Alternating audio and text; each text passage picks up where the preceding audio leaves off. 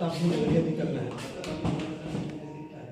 यहाँ पे सभी लोगों को इकट्ठा उसको समाज में फैलाने के लिए और समाज को किस नज़रिए से उन्होंने देखा था, कैसे संघर्ष किया था, कैसे लोगों को आगे बढ़ाने के लिए अपना सर्वोत्तम योगदान दिया था। अपना हित न करके समाज हित के लिए उन्होंने पूरा का पूरा जीवन अपना न्यौछावर कर दिया। इसी तरह हम चाहेंगे कि आप थोड़ा सा चेयर सर। हाई कोर्ट में उनके खिलाफ कि उन्होंने ये चुनाव गलत तरीके से उनके तत्कालीन जो पीए थे यशपाल कपूर उनको नामित करके उन्होंने इलाहाबाद हाई कोर्ट में इलेक्शन पिटीशन किया।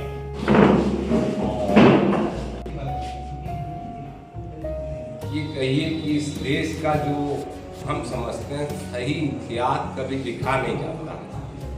आज की तारीख में जो भारतीय जनता पार्टी है, लोक बंधु राजनारायण इतिहास के वो पुरुष जिन्होंने सत्ता में वो परिवर्तन लाया जिसकी मलाई आज भी राजनीतिक दल काटते हैं। आज उनके जन्म उत्सव जो 107 वर्ष पूरे हुए हैं उसे लखनऊ में बड़े अलग अंदाज में मनाया जा रहा है। हमारे साथ बातचीत करने के लिए इमरजेंसी के दौर में उस समय जिस तरह से इमरजेंसी लगी थी उस दौर में जयप्रकाश नारायण का लोक बंधु का जो कहीं ना कहीं आंदोलन रहा उसको धार देने के लिए भी काम किया गया और आज उन्हें किस तरह से याद किया जा रहा है। हमारे साथ राजेश जी हैं। राजेश जी, किस तरह से आज लोक बंधु राजनारायण जी को याद किया जा रहा है और कहाँ कहीं ना कहीं लोग उन्हें किस तरह से भूलते हुए जा रहे हैं? भूल क्यों रहे हैं जी, जब विचारों की राजनीति इस देश में खत्म हो जाएगी। राजनारायण जी आंदोलन, संघर्ष और समाजवादी विचारों के प्रणेता थे। संघर्ष उनका जीवन में वो रमे हुए थे।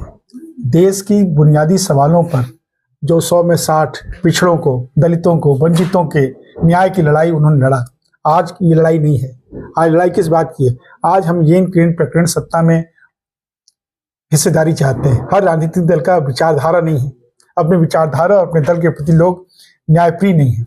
लोग अपने दलों के प्रति ऑनेस्ट नहीं है। आज किसी तरह सत्ता प्राप्ति करना चाहते हैं। लेकिन राजनारायण जी वो व्यक्ति थे कि वो संघर्ष करके देश की आज़ादी की लड़ाई में भाग लिया, बुनियादी सवालों पर लड़े। उसका नतीजा क्या था कि कांग्रेस के विरुद्ध वो 1952 में ही MLA चुने गए।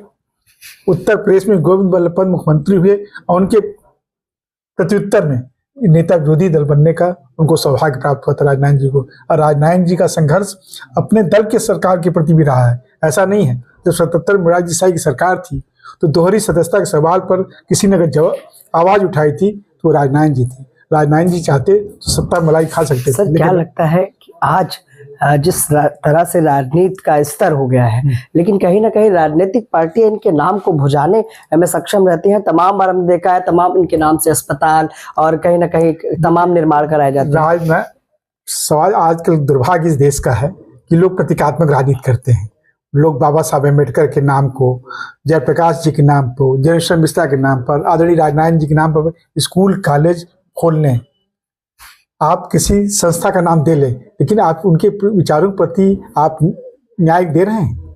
वो समाजवादी विचार जिन आंदोलन और संघर्ष करके राजनारायण जी ने इस मुकाम तक इस देश को पहुंचाया, समाजवादी आंदोलन के प्रति क्या हम सभी उसके प्रति आज ईमानदार? ये सबसे बड़ा प्रश्न है। आज हम पूंजीवाद के दास हो चुके हैं। हमारे लिए बड़े बड़े जो कॉर्पोरेट घराने हैं वो सबसे बड़े हमारे प्रेरक हो चुके हैं। आज हमारी जो आम जनता के जो सवाल हैं, सत्ता, शिक्षा का, स्वास्थ्य का, रोजगार का, वो काफी पीछे छूट गया है। उसे कोई उठाता नहीं है। कौन उठाएगा? आप सड़क पर कोई कौन सा, आपने खुद देखा 10 सालों में कभी भारत बंद हुआ, कभी उत्तर प्रदेश बंद हुआ, कभी लखनऊ बंद हुआ, किन बुनियादी सवालों की सरकार खड़ी होकर। आज की राजनीति में लोग ट्विटर, फेसबुक, व्हाट्सएप से राजनीति करना चाहते हैं। जनता से जुड़ने का जमीन पर उतर के नहीं, जमीनी धरातल पर कहाँ है? पहले धरातल पर राजनीति करते थे। जंगलिया ये 2 साल लोग आपातकाल में जेल में रहे। हम सभी लोग अपनी पार्टियों के लिए 8-8 बार जेल काट चुके हैं, जा चुके हैं। आज बताइए कि जो युवा पीढ़ी है क्यों राजनारायण जी को भूल रही है? इसलिए कि संघर्ष उनके हिस्से में है ही नहीं। आज जनता के सवालों के तौर पर कौन नेता जेल जा रहा है? आज हमारे जो बड़े बड़े नेता उत्तर प्रदेश राजनीति कर रहे हैं, चाहे मुख्यमंत्री हो चाहे नेता विरोधी दल, आप बताइए कौन सत्ता के जा रहा है, जेल जाने को तैयार है? कौन सड़क पर उतरने को तैयार है? ठीक है सर, बहुत बहुत धन्यवाद हमसे बात करने के लिए। सर, आपातकाल इमरजेंसी का दौर देखा, जेल की यातना ही सही। आज जो राजनीति है बड़ा आसान हो गया है। सोशल मीडिया के दौर पर लोग धरातल पर तो उतरकर मुद्दों को नहीं उठाते। किस तरह से जयप्रकाश नारायण लोग बंधु जी को देखते हैं, जिस तरह से आज लोग बंधु राज नारायण जी का को याद आप लोग कर रहे हैं? हम लोग जिस दौर में थे उस दौर में लगातार जो है कोई भी अन्याय, जुल्म और शोषण होता था उसके खिलाफ तुरंत सड़क पर उतरते थे। जिंदाबाद मुर्दाबाद तुरंत हो जाती थी। और उन दिनों किसी की ये भी नहीं थी कि अन्याय हो रहा हो एकदम जो है उसको कोई दबा ले। मतलब एक लोकतंत्र आधारित उन दिनों कुछ न कुछ था। उस लोकतंत्र को खत्म करने का काम श्रीमती इंदिरा नेहरू गांधी ने किया, लेकिन उसका खामियाजा उनको तुरंत भुगतना पड़ा और वो सत्ता से हट गई। बहुत मजबूत प्रधानमंत्री थी, देश की नहीं दुनिया की, लेकिन हटना पड़ा।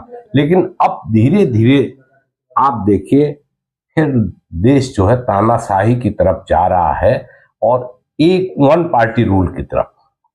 जैसे इसमें सारा चीज जो है अपनी तरीके से मैनेज कर रहे हैं कि जो लोग राष्ट्रीय स्वयंसेवक संघ से जुड़े हुए हैं उन लोगों को जगह जगह स्थापित करके और विरोधी दलों को भी कुचलने का काम कर रहा है। लेकिन विरोधी दल भी इस देश के हम कहेंगे आज की दौर में नपुंसक है। तो कोई भी आंदोलन जो है उत्तर प्रदेश को ले लें, श्री अखिलेश यादव के 111 एमएलए जीत के आए थे। बहुत बड़ी संख्या होती थी उन दिनों। तो यदा कदा जो है 50, 60, 70 इससे ज्यादा विरोध पक्ष में नहीं थे और उनको सारी सुविधाएं हैं। और उन दिनों इतनी पार्टियां भी अमीर नहीं थी, बहुत 2-2, 4-4 कहीं ना कहीं उस तरह का आंदोलन आज देखने को नहीं मिलता। नहीं मिलता। ठीक है सर। कोई भी आंदोलन आप देख लीजिए ना, सड़क पर कहीं आदमी किसी भी चीज के लिए लड़ना ही नहीं चाहता। ठीक है सर, बहुत बहुत धन्यवाद हमसे बात करने के लिए। ये थे हमारे साथ लोक बंधु राज नारायण के लोग, आपातकाल इमरजेंसी को साक्षात देखने वाले लोग, और उन्होंने बताया कि किस तरह से लोक बंधु राज नारायण गलत विषयों को और सरकार की गलत नीतियों को लेकर तमाम बार सड़कों पर आंदोलित हो जाते थे, लेकिन आज ना विपक्ष सड़कों पर आंदोलित होता है, ना लोक बंधु राज नारायण की वो विचारधारा कहीं देखने को मिल रही। सहयोगी भरत के साथ मैं विक्रम लखनऊ।